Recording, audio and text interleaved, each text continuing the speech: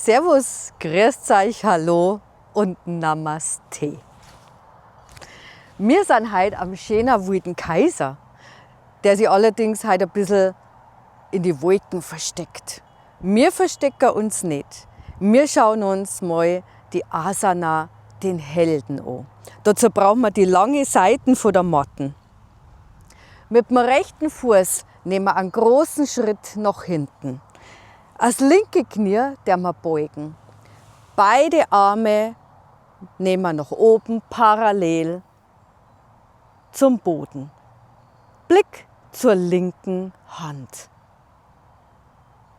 Das der wir kraftvoll halten, stärken die Beinmuskulatur. Das könnt ihr ein bisschen halten. Und dann bringen wir nur eine Drehung rein. Die linke Hand ganz entspannt auf den linken Oberschenkel. Blick nach oben zur rechten Hand. Der Gipfelblick.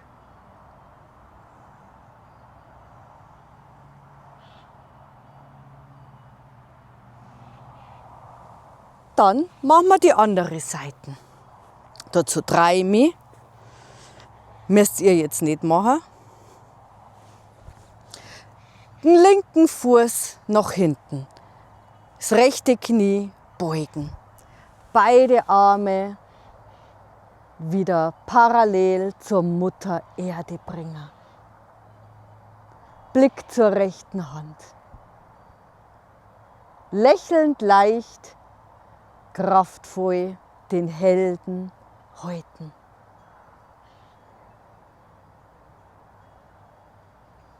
Dann ganz entspannt, rechter Arm auf dem rechten Oberschenkel, Blick zur linken Hand.